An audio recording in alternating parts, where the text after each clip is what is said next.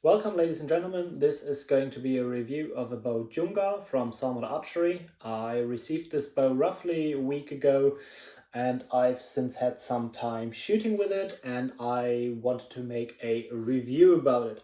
First things first, I paid for the bow with my own money, so I'm not sponsored or affiliated with Sarmat Archery in any way. And secondly, I am an enthusiast of archery. I am not an expert, I'm not a master shot. So if you look at my technique or something, or generally the way I handle the bow, take everything with a grain of salt. I'm not an expert, so keep that in mind. To get into the review itself, I will show you the bow in a minute. Basically, in a better angle, but this is what you will get. They make this bow in two sizes, 71 and 68 inches nock to nock.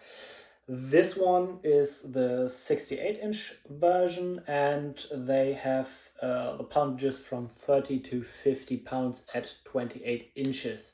We will verify the draw weight in a moment, but generally one thing I've noticed that on the website they say maximum draw length 32 inches, and on this bow right here they say maximum 31. Now that is because this one is the shorter version with 68-inch nock to nock. Just keep in mind that on the website right now, as it stands, today is the 7th of March, it says maximum draw length 32 inches on the website, not regarding the nock to nock length. So if you order the shorter version, the 68-inch version, you will have 31 inches draw length maximum. So keep that in mind when you order this bow. Coming to ordering, how much does this bow cost? It's $110 from the website. That obviously includes shipping. What do you get for it? You get this really rather pretty bow. You get a leather wrapped handle like this. You can decide if you want to have a leather flap as an arrow rest. If you want that, they can put it on either side, whichever you want.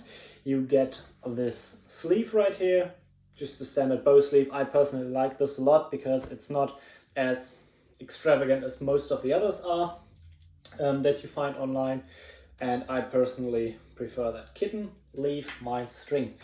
Now let's go through this. You have these string bridges right here, or string pads. They are made from leather and have some decoration on them. Personally, I find them pretty.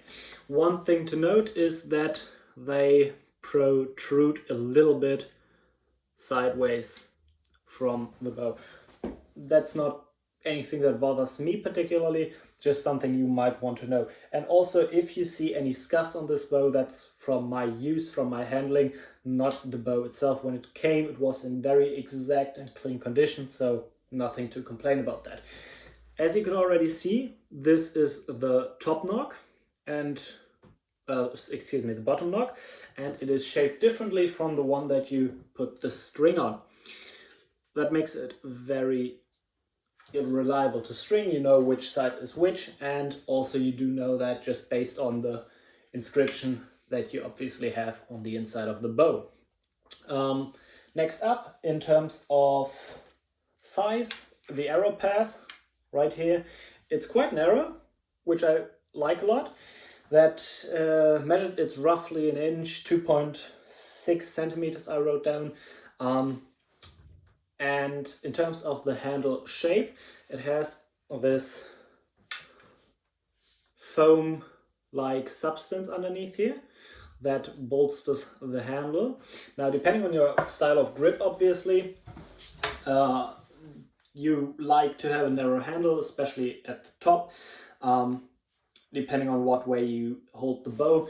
Personally, what I would prefer a little bit if it were a little more rounded at the top right here. You do get used to it and it's not a problem at all, but at the same time, it's a little more comfortable to my mind if it's a slightly more rounded shape. Not to say it's uncomfortable, but something to keep in mind. Now, I think that's everything. Next up, let's string it, verify the draw weight, and I'll show you how it shoots. Measure the draw weight. I've got one of these poundage scales.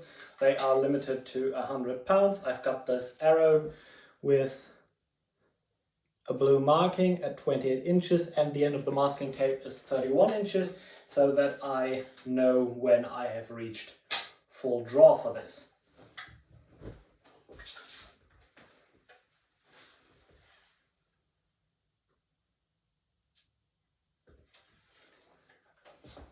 We are at pretty much 41 pounds at 28. This bow is supposed to have 43 at 28. Note that when the bow arrived and I measured it the exact same way, it had 43 dead even. So this is very likely due to the string stretching a bit. That usually happens when you get a new bow, which is also why you verify these things after you shot them. When the bow arrived, it had exactly 43 pounds, which I was impressed. It's normal that the string stretches a little, so keep that in mind, that you might lose a pound or two. But overall, still, after a week of pretty intense shooting, it has lost a little bit. Nothing dramatical in my opinion. Let's draw it to 31 inches and we'll see how it fares at max draw.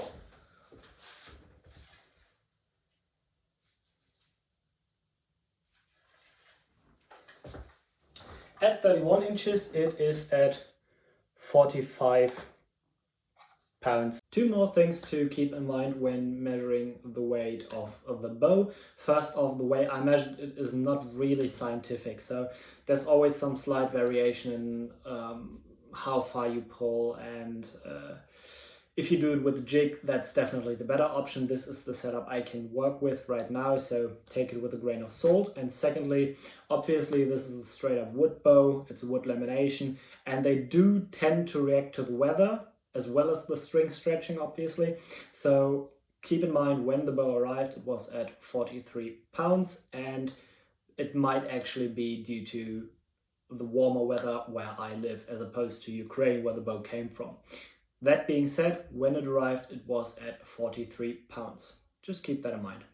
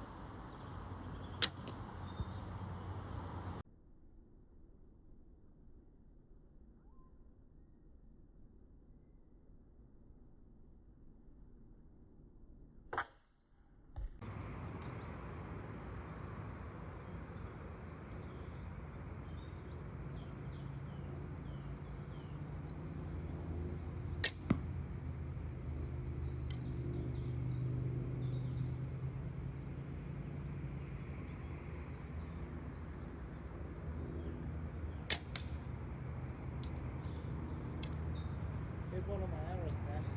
I hope it's alright. Already lost another one due to shooting it.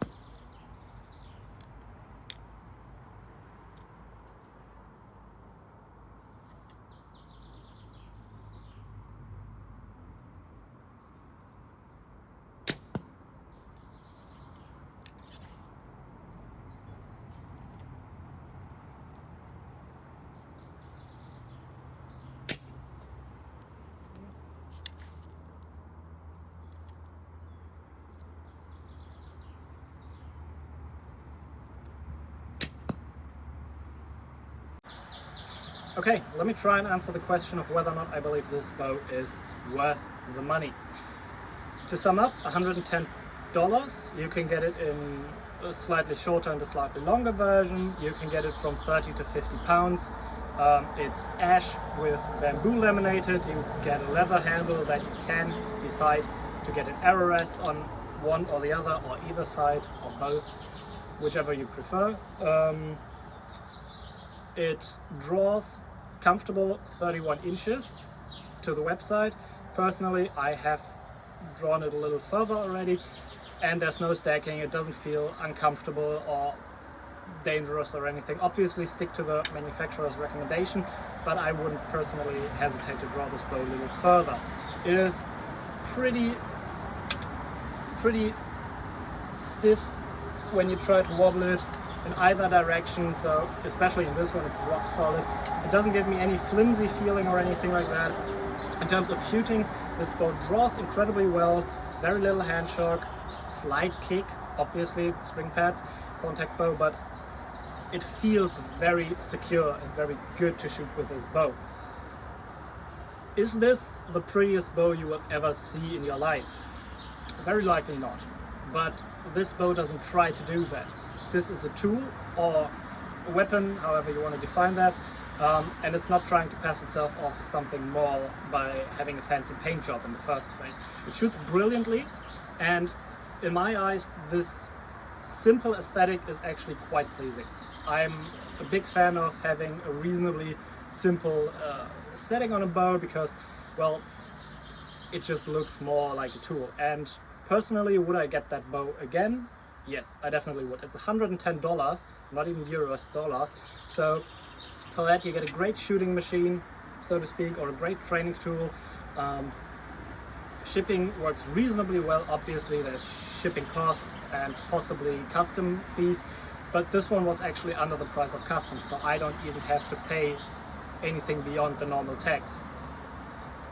To me, that's pretty much a no-brainer. This bow works well, it shoots well, it looks good in my eyes, and as a training tool, especially if you try to climb up to higher poundages, for example, I'm training to get higher poundage bows, you don't want to buy a $500 bow that you train with for 3-4 months, and then you're like, okay, now I've stopped using that poundage, and you go up to something higher. Well, then you don't want a bow for $500. This one is really affordable, $110. It shoots well. In my eyes, it looks good, and to me, that's all I can say. Great work by Sarmat Archery. As I said, I would buy this bow again. I think it's fully worth it, and yeah, so much for that. Okay, so that was the review. I hope I covered the important points of the bow, and if there is any questions left or you'd like additional info from my experience with the bow, be sure to just ask me in the comment and I will do my best to answer it. Until then, I wish you all happy shooting and have a nice day. Goodbye.